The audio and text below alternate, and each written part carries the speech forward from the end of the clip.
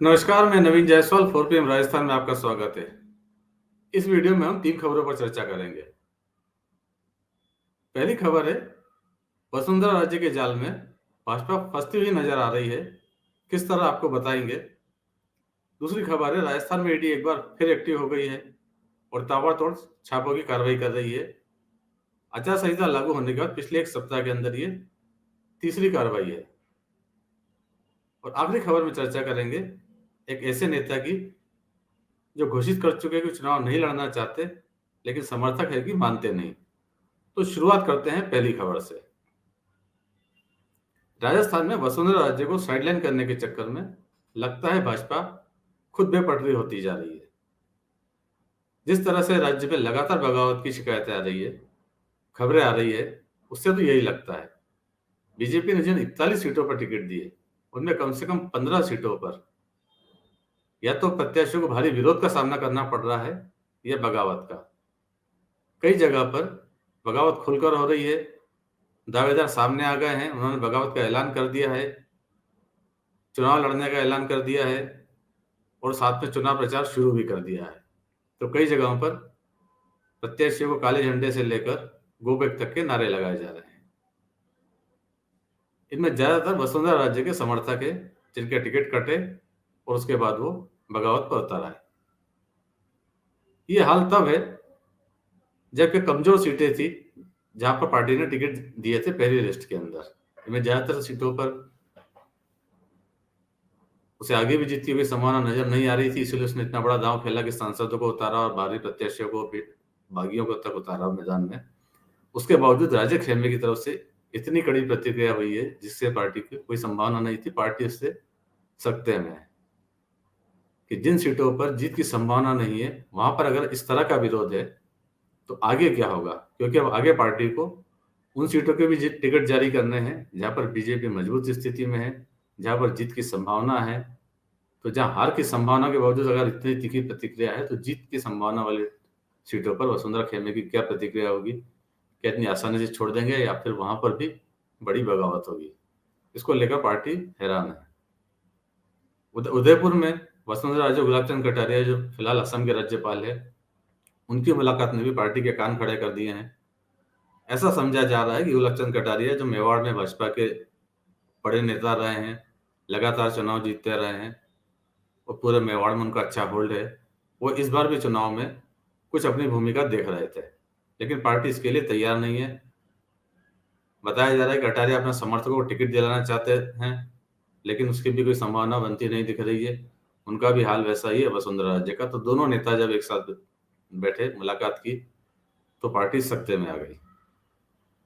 अब पार्टी कहीं ना कहीं अगली टिकटों की संभावना को देखते हुए वसुंधरा की मान मनोबल में भी लग गई है। उदयपुर में जो मीटिंग हुई, उसका एक फोटो आपको दिखाते हैं। राजस्थान पत्रिका ने यह खबर की है, जिस फोटो स्टोरी है जिसमें लिखा है कि उदयपुर में भाजपा की बैठक में कुर्सी पॉलिटिक्स। खबर में 2 फोटो लगाए गए हैं। पहला फोटो वो है जो भाजपा में मीटिंग के लिए व्यवस्था की गई थी। जेपी नड्डा बीच में बैठे थे, उनकी एक तरफ सीपी जोशी की तख्ती लगाई गई थी, दूसरी तरफ अरुण सिंह जो प्रभारी हैं, उनकी नेम प्लेट लगाई गई थी और लास्ट में वसुंधरा राजे के बैठने की व्यवस्था की गई थी एक कोने में। मगर जेपी नड्डा ने अरुण सिंह की जगह वसुंधरा राजे को बैठाया। ऐसा लगता है कि पार्टी शायद उनकी कुछ वसुंधरा राजे को पूरी तरह खारिज भी नहीं करना चाहती है। नड्डा कहीं ना कहीं से उनको एक सम्मान देना चाहते हैं, जोड़े रखना चाहते हैं, क्योंकि जिस तरह से लगातार पार्टी को बगावत का सामना करना पड़ रहा है, पार्टी के लिए बड़ी मुश्किल की घड़ी है। और ये माना जा रहा है कि जेपी नड्डा जो दौरे कर रहे हैं, जो उन्होंने उदयपुर के पदाधिकारियों से बैठक की, जोधपुर के पदाधिकारियों से बैठक की, वो भी एक डैमेज कंट्रोल की कवायद थी कि अब जो लिस्ट जारी होगी उसमें इस तरह का बगावत ना हो, इस तरह के विरोध नहीं हो, इसकी पहले से तैयारी कर ली जाए और जहां बगावत हो रही है उसे भी कहीं ना कहीं मैनेज किया जाए। इसी विरोध के चलते बीजेपी की सीईसी की जो दूसरी बैठक होनी थी, जिसमें दूसरी लिस्ट आने की संभावना थी, ये रविवार को बैठक होने की संभावना जताई जा रही थी, लेकिन वो बैठक भी फिलहाल नहीं हो सकी। अब भाजपा की कोर ग्रुप की बैठक हो रही, उसके बाद सीईसी की बैठक होगी। हालांकि उसकी नई तारीख अभी तक नहीं आई है। तो पार्टी भी कहीं ना कहीं वसुंधरा राजे को लेकर दबाव में है। अब बढ़ते हैं दूसरी खबर की तरफ। राजस्थान में ईडी एक बार फिर एक्टिव हो गई है। पिछले एक सप्ताह के अंदर ईडी की लगातार तीसरी कार्रवाई है। इस बार जयपुर के अंदर जयपुर, भीलवाड़ा और नागौर 3 जगह पर ईडी की कार्रवाई फिलहाल चल रही है। बताया जा रहा है पेपर लीक से जुड़ा मामला है, जिसको लेकर पहले भी कार्रवाई हुई थी। उसी मामले में आगे भी कार्रवाई की जा रही है। कुछ कोचिंग संचालकों के ऊपर कार्रवाई की जा रही है और कुछ अभ्यर्थी जिन्होंने पेपर खरीदने की संभावना है, उन पर भी सर्च किया जा रहा है। आपको ध्यान होगा कि इससे पहले ईडी ने कुछ दिन पहले कार्रवाई की थी पेपर लीक मामले के अंदर। कांग्रेस के नेताओं के ऊपर कार्रवाई की थी, जयपुर में हुई थी, डूंगरपुर में कार्रवाई हुई थी।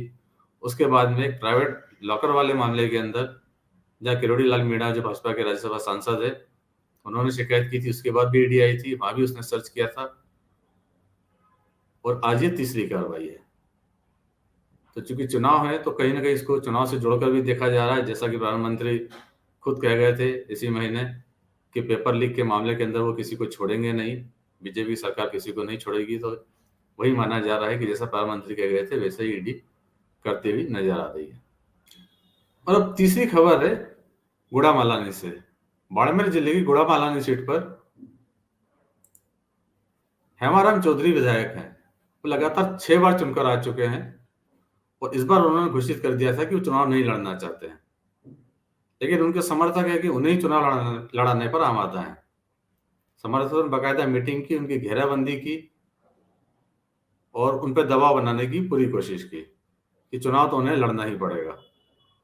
बात यहां तक आ गई कि लोग पगड़ी उतार के हेमाराम के कदमों में रखने लगे और मजबूरन हेमाराम ने भी वही किया।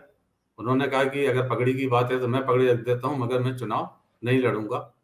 पहले सुनते हैं क्या हुआ वहां पर। लेकिन आपको हमारे साथ रहना पड़ेगा।